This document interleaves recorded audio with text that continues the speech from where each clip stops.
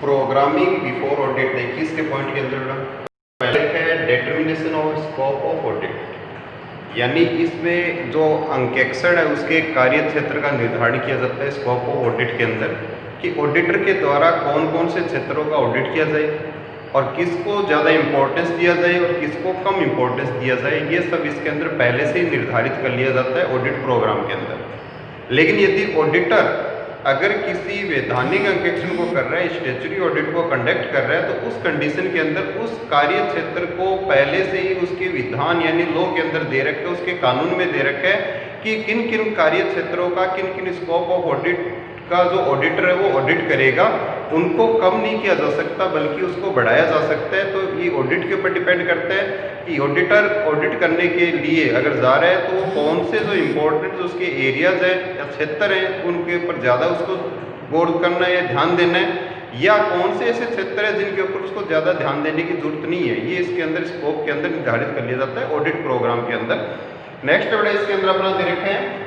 कि purpose of audit, यानी जो ऑडिटर पर्पज क्या है कि ऑडिट करवाने का, वो इंटरनल ऑडिट करवा रहा है या मान लीजिए बैलेंस शीट का ऑडिट करवा रहा है या मान लीजिए कॉस्ट ऑडिट करवा रहा है या फाइनेंस से रिलेटेड ऑडिट करवा रहा है, तो वो ऑडिट करवाने का पर्पज क्या है उसके अकॉर्डिंग ही प्रोग्राम के अंदर उसकी जो प्रोग्राम है वो डिसाइड किया जाता है, निर्धारित किया जाता है। यदि वो बैलेंस शीट का ऑडिट करवा रहे हैं तो उस कंडीशन के अंदर जो बैलेंस शीट से रिलेटेड जो भी उसके आइटम्स है जिसमें एसेट्स और लायबिलिटीज वगैरह आती है उसकी डिटेल चेकिंग का प्रोग्राम उसकी ऑडिट प्रोग्राम के अंदर डिसाइड कर दिया जाता है। यदि वो कंप्लीट ऑडिट करवा रहे हैं तो उस कंडीशन के अंदर उसके जितने भी उसकी कंसर्न के उस कंपनी के जितने भी डिपार्टमेंट है जो उसके एरिया के अंदर आते हैं ऑडिट के अंदर आते हैं, तो वो उन प्रत्येक के बारे में पूरा डिटेल प्रोग्राम उसके अंदर प्रिपेयर करेगा। तो इसके अंदर जो पर्पज क्या है ऑडिट का, यानी ऑडिट क्यों करवाना चाहता है उस पर्पज के अकॉर्डिंग ही ऑडिट की जाती है। इसके अंदर यदि मान लीजिए कॉस्ट ऑडिट है तो कॉस्ट से रिलेटेड जितने भी उसके जो फैक्टर है जितने भी उसके पॉइंट्स है उन सब के बारे में उसका ऑडिट प्रोग्राम के अंदर पूरी उसके अंदर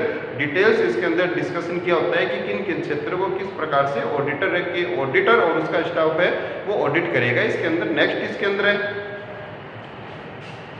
knowledge of overall structure of business, यानी जो ऑडिटर है उसको ओवरऑल जो स्ट्रक्चर है उस बिजनेस के नॉलेज होना चाहिए, उसके पूरी डिटेल उसके ऑडिट प्रोग्राम के अंदर होनी चाहिए।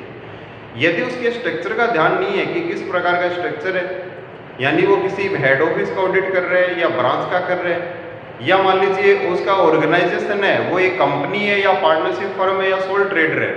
तो उस स्थिति के अंदर वो ऑडिट को ढंग से कंडक्ट नहीं कर पाएगा। सबसे पहले उसको ओवरऑल स्ट्रक्चर का अगर ध्यान है तो उसके अकॉर्डिंग ही ऑडिट करेगा। उसको पता लग गया कि सोल ट्रेडर है तो सोल ट्रेडर से रिलेटेड जो उसके प्रोविजंस हैं उनके अकॉर्डिंग ऑडिट करेगा। यदि वो पार्टनरशिप फर्म है तो पार्टनरशिप एक्ट 1932 के अकॉर्डिंग ऑडिट करेगा। यदि कंपनी है तो कंपनी एक्ट के अकॉर्डिंग ऑडिट करेगा। यदि वो ट्रस्ट है तो ट्रस्ट से रिलेटेड, यदि वो कोई मान लीजिए बैंकिंग है तो बैंकिंग जो इसके अंदर रेगुलेशन एक्ट है उसके अकॉर्डिंग वो ऑडिट करेगा। ये इसके अंदर उसके ओवरऑल स्ट्रक्चर के बारे में ऑडिटर को पता होना चाहिए, उसके अकॉर्डिंग ही उसका प्रोग्राम वो डिसाइड किया जाता है। इसके अंदर नेक्स्ट इसके अंदर लिस्ट ऑफ अकाउंट्स बुक,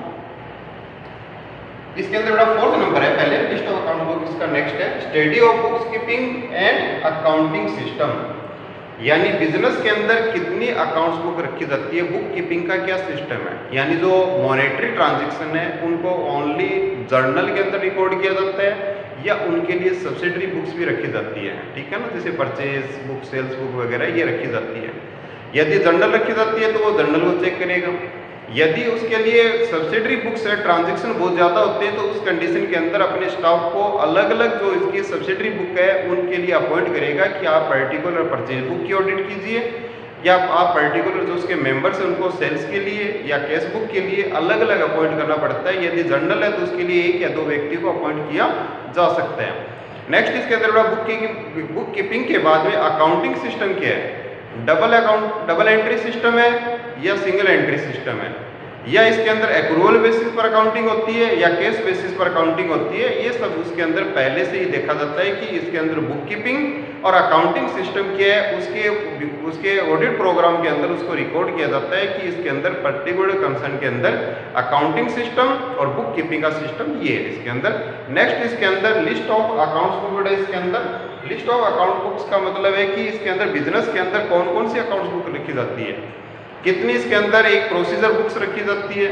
किस किस बुक्स के अंदर प्रोसेस होने के बाद जो ट्रांजेक्शन उसको कंप्लीट किया जाता है, उसके बाद उसको अकाउंटिंग के लिए भेजा जाता है, वो सब इसके अंदर प्रोसीजर के बारे में इसके अंदर रिकॉर्ड होता है कि इसके अंदर की बुक्स वगैरह कौन सी है और किस प्रकार की बुक्स है, उनसे ट्रांजेक्शन उनको कंप्लीट किया जाता है, ये सब इसके अंदर रिकॉर्ड होता है। बड़ा इसके अंदर जैसे परचेजिंग के लिए बड़ा रिक्यूजेशन के लिए कोई रिक्यूजेशन से रिलेटेड अगर बना रखा है तो उसके अंदर पहले से डिटेल होगा कि सबसे पहले कोई भी ऑफिस के लिए या कंपनी के लिए परचेजिंग करने से पहले रिक्यूजेशन बनना पड़ेगा और रिक्यूजेशन बनने के बाद में यानी उसका जो भी रिक्वायरमेंट है उसके लिए एक पर्टिकुलर स्लिप तैयार करनी पड़ेगी और वो स्लिप लेकर अपन पर्टिकुलर जो उसका अथॉरिटी है या अथॉराइज व्यक्ति है वो उसको सेंक्शन करेगा। उसके बाद में वो परचेजिंग का ट्रांजेक्शन कंप्लीट होगा और वो परचेजिंग कंप्लीट होने के बाद में यानी वो ट्रांजेक्शन कंप्लीट होने के बाद में जो भी वाउचर्स वगैरह वो अकाउंट डिपार्टमेंट के अंदर भेजा जाता है, यानी उसके अंदर अकाउंटिंग के अंदर उसको रिकॉर्ड किया जाता है। नेक्स्ट इसके अंदर इंटरनल कंट्रोल सिस्टम क्या है, यानी बिजनेस के अंदर यदि बड़ा ऑर्गेनाइजेशन है तो बड़े ऑर्गेनाइजेशन को ऑर्गेनाइज करने के लिए उसके जो ऑब्जेक्टिव्स है उसको प्राप्त करने के लिए बिजनेस के अंदर इंटरनल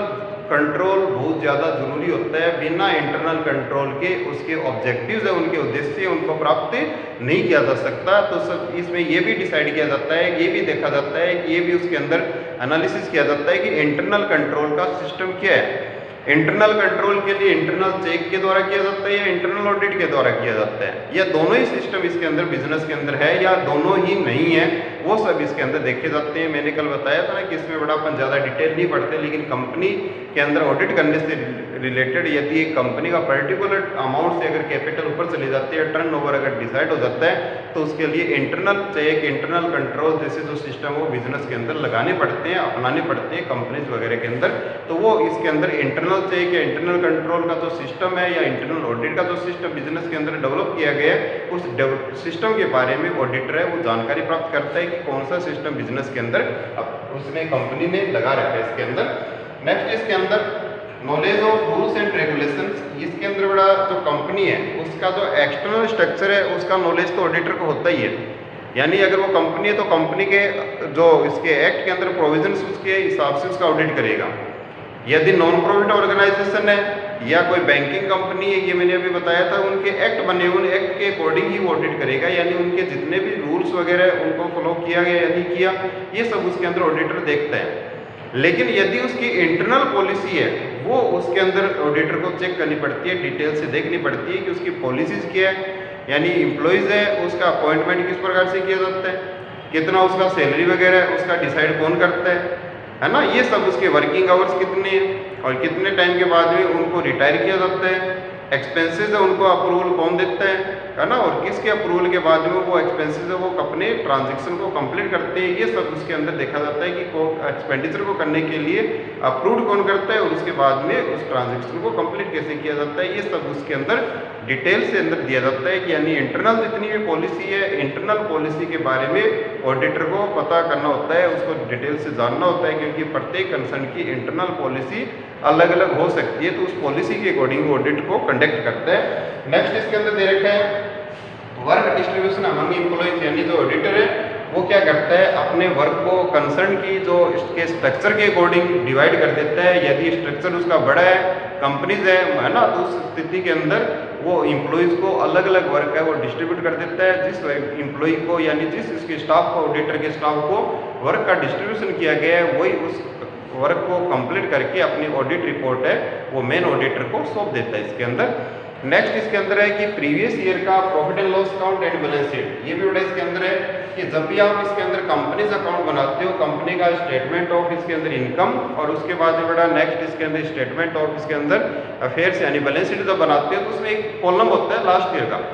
तो जो ऑडिटर जब भी ऑडिट करने जाता है तो लास्ट ईयर की फिगर से ऑडिट करता है, यानी लास्ट ईयर का प्रॉफिट एंड लॉस अकाउंट देखता है और करंट ईयर का प्रॉफिट एंड लॉस अकाउंट को मैच करता है कि last year profit and loss account के अंदर किस प्रकार के एक्सपेंडिचर थे, किस प्रकार की इनकम थी, इस पर एक्सपेंडिचर बढ़े या कम हुए,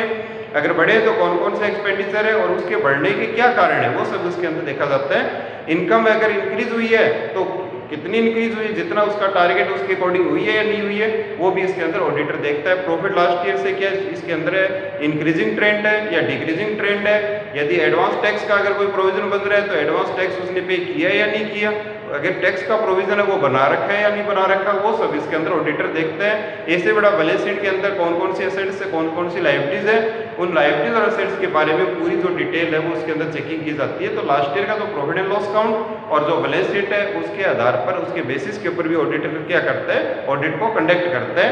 लास्ट इसके अंदर दे रखा है बेटा,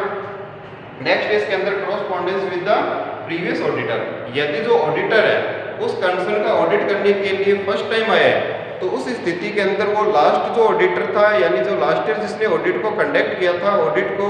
कंप्लीट किया था, उसके बारे में क्या करता है, वो सबसे पहले कॉरस्पॉन्डेंस करता है, यानी उससे पत्र व्यवहार करता है। ये बड़ा पुराना सिस्टम हो गया, आजकल पता है सब मोबाइल्स वगैरह होते हैं, फोन वगैरह होते हैं, यानी फोन पर कोई भी कन्वर्सेशन करके, यानी बातचीत करके, और वो अपनी संस्था से रिलेटेड, ऑडिट से रिलेटेड जो भी उसको इन्फॉर्मेशन चाहिए वो जो प्रीवियस ऑडिटर है उससे प्राप्त कर सकते हैं और उसके अकॉर्डिंग अपनी ऑडिट को कंडक्ट कर सकता है। इसमें प्रीवियस ऑडिटर कौन था, है ना, उसका नाम, पता और जो भी उसके नंबर, मोबाइल नंबर वगैरह, फोन नंबर वगैरह या कॉन्टैक्ट नंबर वगैरह, वो उसके अंदर इसमें डिटेल में होते हैं, इसके अंदर ऑडिट प्रोग्राम में होते हैं। यदि उसकी जरूरत पड़े तो उससे पत्र व्यवहार कर सकता है। इसके बाद मेरा लास्ट है,